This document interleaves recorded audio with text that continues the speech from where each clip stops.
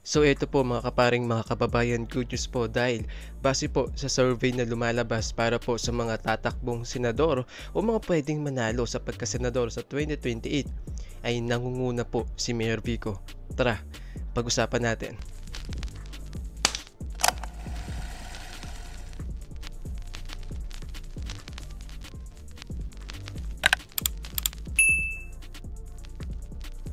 What's up sa inyong lahat mga kaparing, bago po tayo magsimula, huwag po kalimutan na mag-like at subscribe sa ating YouTube channel. Hit na rin po ang notification bell para updated po tayo sa mga bago po nating video. Ako po si Mr. Realytics. Nag-uusap po tayo ng mga usapang pampolitika, mga updates tungkol po sa aming lungsod ng Pasig at kay Mayor Vico, etc. and so on.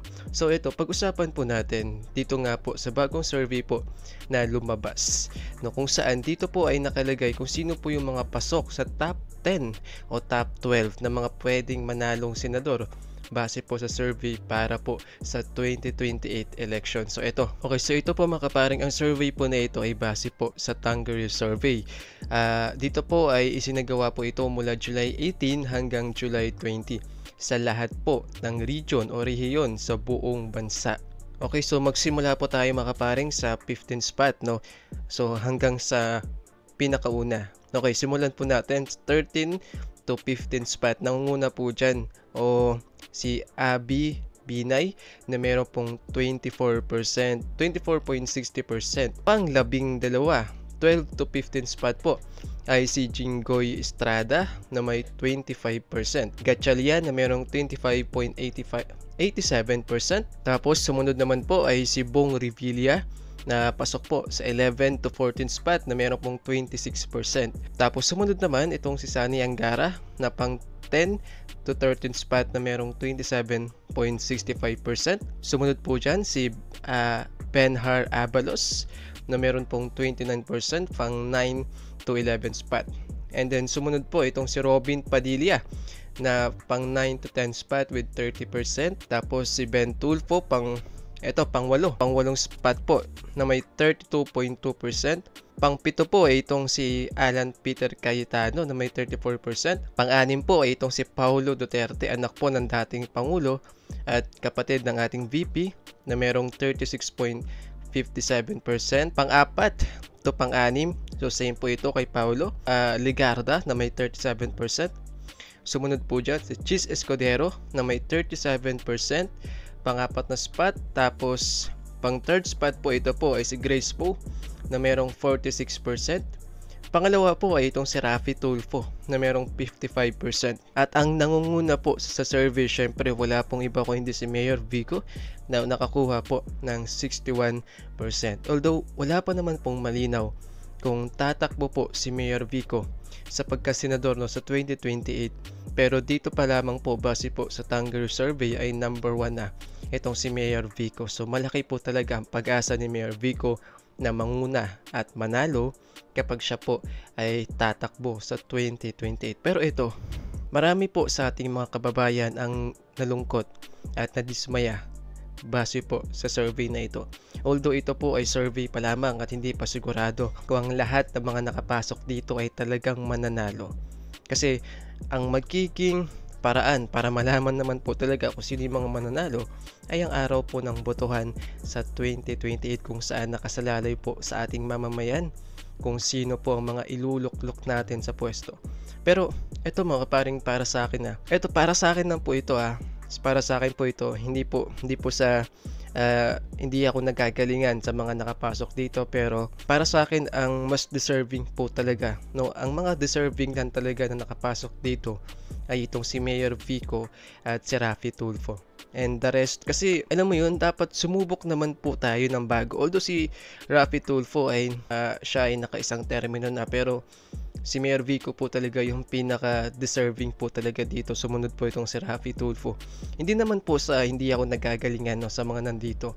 Pero kasi Halos lahat po kasi ng mga nakapasok sa top 12 ay mga dati na pong senador o dati na pong mga nanalo. 'Di ba? Nakailang termino na. So para sa akin, sumubok naman po tayo ng bago. 'Di ba? Ang dami po diyan. Ang dami pong magagaling diyan na hindi pa po nakakapasok ng Senado, na hindi po nabibigyan ng pagkakataon. Nandiyan po sina Attorney Chel Jokno, andyan po sina Piti Mendoza at marami pa pong iba. 'Di ba? Andyan sina Luke Spiritu, etc. So napakadami po talaga na deserving pong makapasok ng Senado.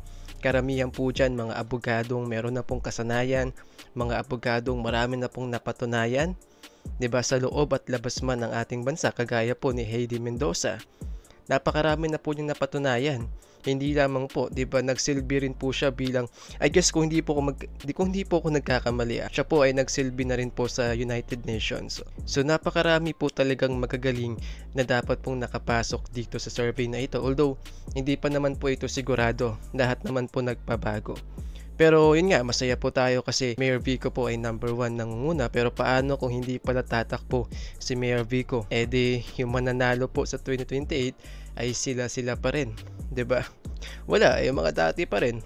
Wala na pong bago, yung mga luma pa rin. 'Di ba, sina Bong Revilla, sina Alan Peter Cayetano, Jingo Estrada, Robin Padilla.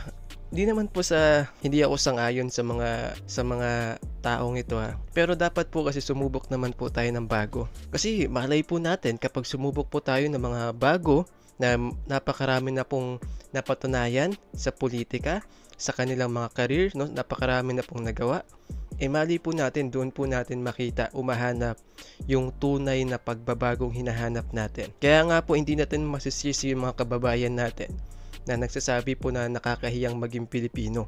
Pero alam nyo, sa totoo lang, hindi po nakakahiya ang maging Pilipino, dahil ang nakakahiya ay ang maglukluk tayo ng mga asal bata. Ang nakakahiya ay yung maglukluk tayo ng mga wala namang alam. Ang nakakahiya ay yung maglukluk tayo ng mga leader na wala pang napatunayan. So, 'di ba? Kaya nga po ito yung sinasabi ko, mga kaparing, na dapat po yung mga nasa Senado ay yung may mga alam po talaga. Yung marami po talagang alam. Kasi kapag naglukluk ka po ng wala namang alam, 'di ba? Hindi niya alam kung paano pasikot-sikot, kung paano ito, paano 'yan. Kukuha po yan ng maraming abogado. Syempre, pag kumuha po yan sila ng maraming abogado, babayaran po yan galing po sa tax natin. Ngayon, dahil nga po walang alam, depende po yan sa mga abogado niya. Kung anong sasabihin ng mga abogado niya, susundin niya.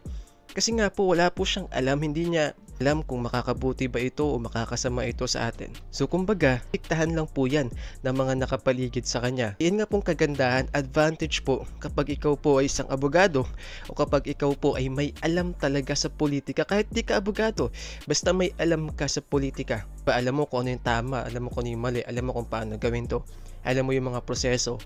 Kahit kumuha ka pa ng isang abogado lang, okay na yun, isang abogado lang, kasi abogado ka na tapos marami ka pang alam. Alam mo yung batas, 'di ba? Hindi ka pwedeng diktahan ng abogado na yun nung nag-iisa mong abogado, kasi nga may alam ka din. So, isang abogado ang kukunin mo, ay makakatipid tayo sa pambayad, 'di ba? Maliban na lang kung naalala ko po tuloy, meron pong isang senador na napakarami pong kinuhang abogado sa paligid niya. So ito nangyayari, binabayaran natin ng milyones na galing po sa tax natin. So yun po, mga kaparing, wala pa naman pong malinaw kung ito po ay magkakatotoo, kasi wag po tayo mag-rely sa mga survey. Kung sakali man po na sila pa rin po ang mananalo sa 2028 tapos hindi tatakbo si Mayor Vico, ano pa nga ba nga asahan natin? Wala Majority po sa atin, mga mangmang, majority po sa atin hindi po gising sa katotohanan. Basta boto lang ng boto, pag inendorso ng idol nila kahit wala namang alam, boboto pa rin nila. Kaya minsan, mapapaisip ka na lang talaga na parang totoo yata, na para tayong mga bata. Kasi wala tayong sariling desisyon, nakabase lang tayo sa kung anong namang sasabihin sa atin ng mga iniidolo natin, panatiko. Pero wala namang kwentang tao kung iisipin na magpapadikta ka sa mga politiko. Huwag kang maging panatiko, diba? Kung para sa bayan, bumoto ka ng naayon sa katotohanan, yung marami pong alam. Nang sa ganun, hindi tayo mapunta sa kawalan at pulutin sa kangkungan. Pero, yun nga po, sana tanging pag-asa lang po natin, no, kung sakali pong tumakbo si Mayor Vico. Kahit manalo man po itong mga to, ang ilan po sa kanila na mga dati na pong senador, at least meron po tayong isang Mayor Vico na karapat-dapat po sa loob ng Senado. So yun lamang po, bago po tayo magtapos, huwag po kalimutan na mag-like at subscribe sa ating YouTube channel. Bye!